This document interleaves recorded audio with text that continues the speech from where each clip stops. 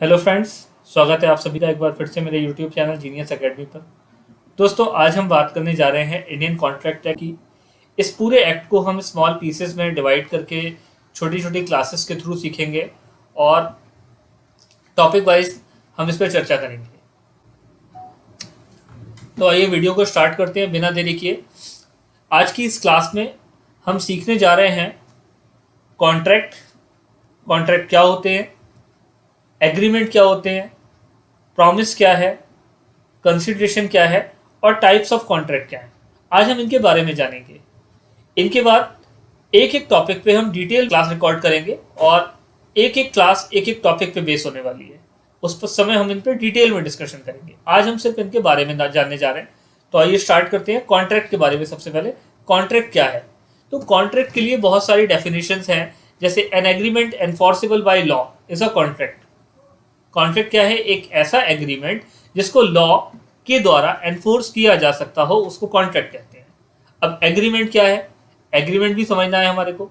Agreement plus enforceability by law is equal to contract. Agreement must create a legal obligation और duty.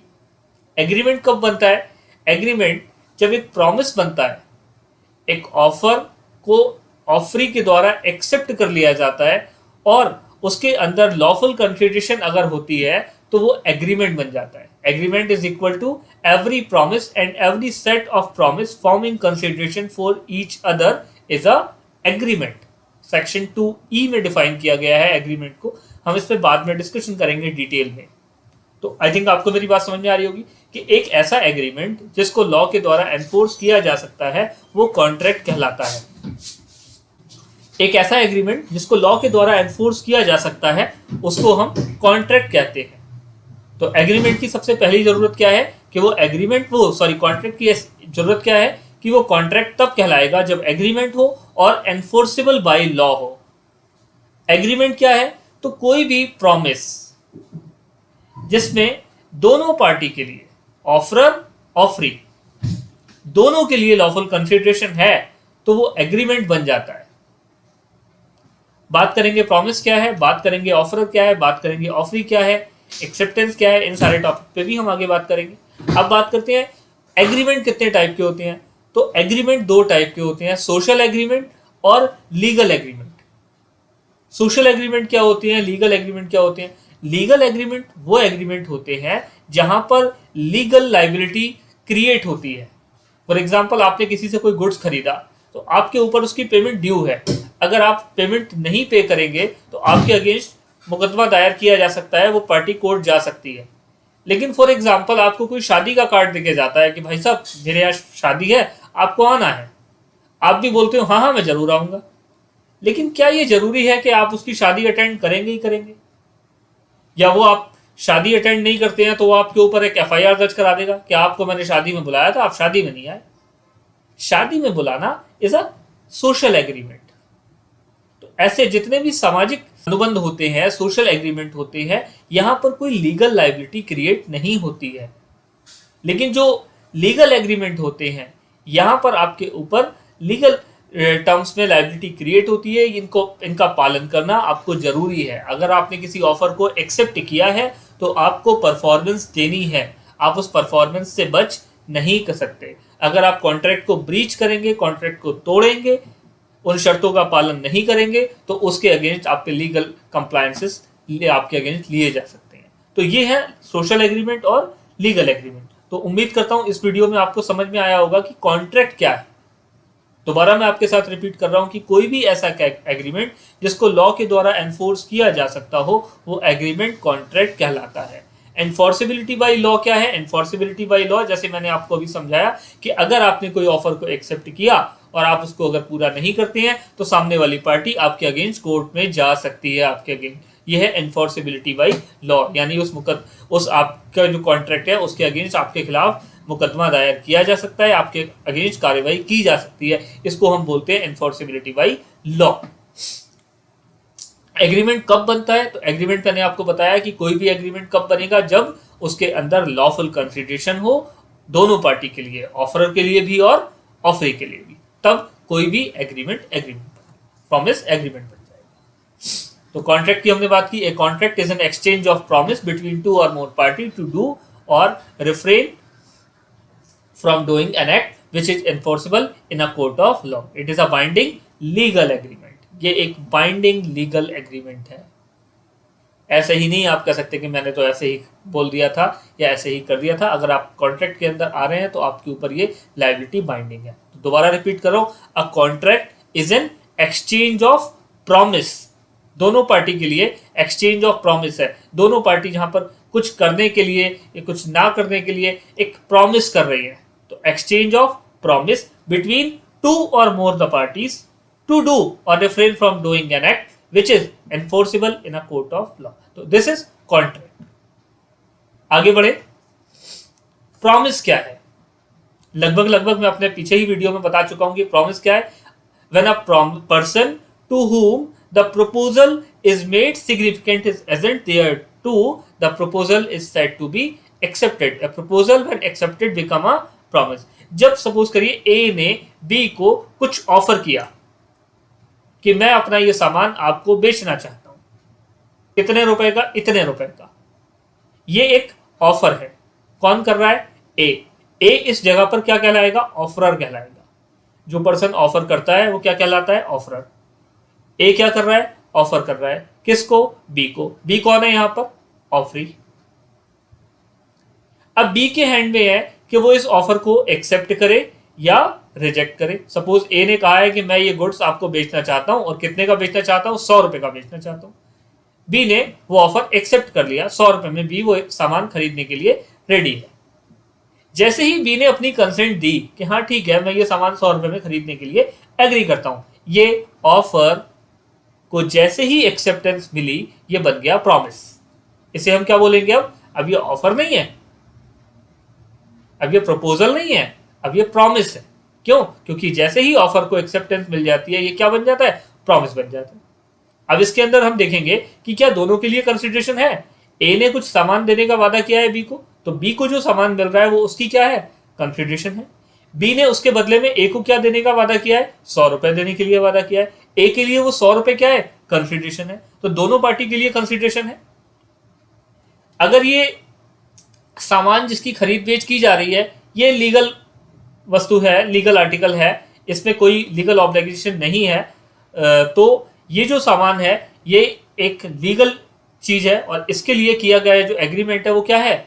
Enforceable by law है। तो ये जो promise है, दोनों के बीच लिए कंसिडरेशन भी रख रहा है, और ये क्या बन जाएगा? कॉन्ट्रैक्ट बन जाएगा। An agreement is equal to offer plus acceptance. आइए सेक्शन 2B प्रॉमिस को हम दोबारा से पढ़ते हैं। When a person to whom the proposal is made signifies his assent thereto, signifies his assent, यानी कि अपनी acceptance दे रहा है thereto, the proposal is said to be accepted.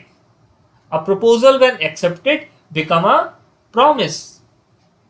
और एग्रीमेंट बनने के लिए क्या चाहिए? ऑफर को एक्सेप्टेंस मिली, दोनों के लिए कंसिडरेशन है, हो गया agreement.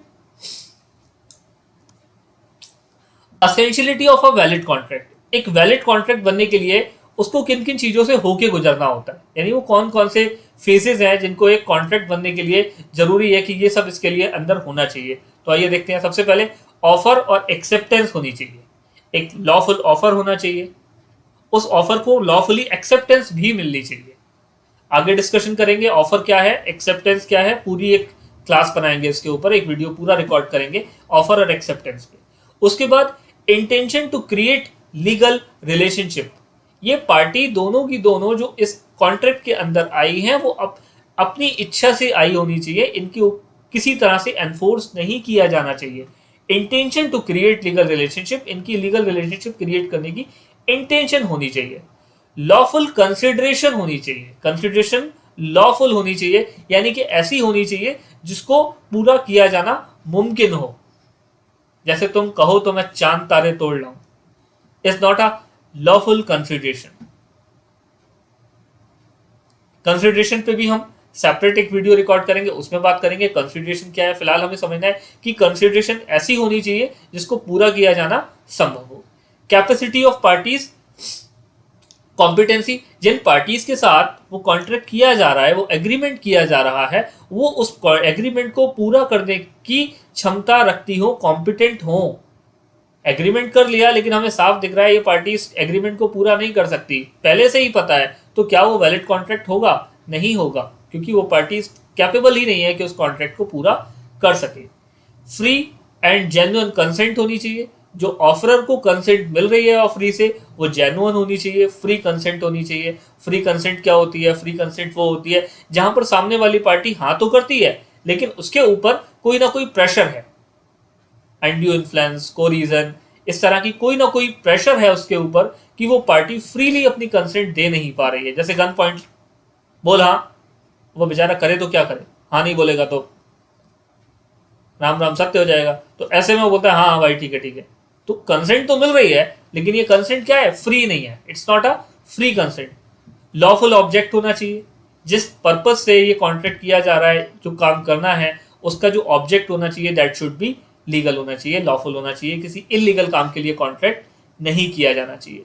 Agreement not expressly declared void, किसी ऐसे काम को करने के लिए कॉन्ट्रैक्ट नहीं किया जाना चाहिए जो पहले से ही लॉ ने वॉइड डिक्लेयर किए हुए हैं। वॉइड नहीं होना चाहिए। जैसे हमको मालूम है कि किसी माइनर के साथ अगर हम कॉन्ट्रैक्ट करते हैं तो माइनर के साथ किया हुआ कॉन्ट्रैक्ट क्या है? वॉइड है, एब इनिशियो। वो कॉन्ट्रैक्ट लॉ की चौखट पर, कोर्ट की चौखट पर नहीं चढ़ सकता, क्योंकि अगर आप लॉ माइनर के साथ अगर कोई कॉन्ट्रैक्ट करते हैं तो वो स्टार्टिंग से ही वॉइड है। किसी लुनेटिक के साथ, पागल के साथ अगर कॉन्ट्रैक्ट करते हैं तो वो भी वॉइड है। किसी आप एलियन एनिमी के साथ आप कॉन्ट्रैक्ट कर रहे हैं तो वो भी क्या है? वॉइड है। ऐसे बहुत सारी चीजें हैं, आगे हम पढ़ेंगे इनके बारे में कि वॉइड एब इनिशियो ऐसे कौन से कॉन्ट्रैक्ट हैं जो स्टार्टिंग से ही वॉइड कहलाते हैं, यानी कि वो कॉन्ट्रैक्ट स्टार्टिंग से ही इलीगल है, वो एक्सेप्टेबल नहीं है। उसके बाद certainty and possibility of performance, contract ऐसा होना चाहिए जिसकी परफॉर्मेंस सर्टेन हो, उसको किया जाना संभव हो। किसी ऐसे काम के लिए हमने कॉन्ट्रैक्ट किया है जो पॉसिबल ही नहीं है, हो ही नहीं सकता। जैसे अभी कंसिडरेशन में मैंने बात की, तुम कहो तो चांद तारे तोड़ लाए, तो performance is not possible, performance he impossible है, तो ऐसे काम के लिए कॉन्ट्रैक्ट नहीं हो सकता। और लीगल फॉर्मेलिटीज होनी चाहिए, जो भी कॉन्ट्रैक्ट हम कर रहे हैं वो लीगली सही होना चाहिए, लीगल फॉर्मेलिटीज को पूरा करे, ऐसा कॉन्ट्रैक्ट होना चाहिए। तो ये था एक वैलिड कॉन्ट्रैक्ट को बनाने के लिए असेंशियल्स, कि एक कॉन्ट्रैक्ट तब वैलिड होगा जब इन सभी चीजों को वो फॉलो करेगा। अब हम बात करेंगे क्लासिफिकेशन ऑफ कॉन्ट्रैक्ट। कॉन्ट्रैक्ट के कितने टाइप्स होते हैं? तो कॉन्ट्रैक्ट्स को ब्रॉडली 3 टाइप्स में डिवाइड किया गया है, वैलिडिटी के आधार पे, फॉर्मेशन के आधार पे और परफॉर्मेंस के आधार पे। 3 ब्रॉड कैटेगरी है कॉन्ट्रैक्ट की, वैलिडिटी, फॉर्मेशन, परफॉर्मेंस। वैलिडिटी के आधार पे कॉन्ट्रैक्ट को कितने टाइप्स में डिवाइड किया है? तो 5 टाइप में डिवाइड किया हुआ है, valid contract, voidable contract, void contract, illegal contract और अनएनफोर्सेबल कॉन्ट्रैक्ट। वैलिडिटी के आधार पे कॉन्ट्रैक्ट कितने टाइप्स में डिवाइड है? 5 टाइप्स में, valid, void, voidable, illegal, unenforceable. Formation के आधार पे कॉन्ट्रैक्ट को 3 टाइप्स में डिवाइड किया है, express, implied, quasi. Express, implied, quasi. Performance के आधार पे कॉन्ट्रैक्ट को 3 टाइप्स में डिवाइड किया है, executive, executory, unilateral and bilateral.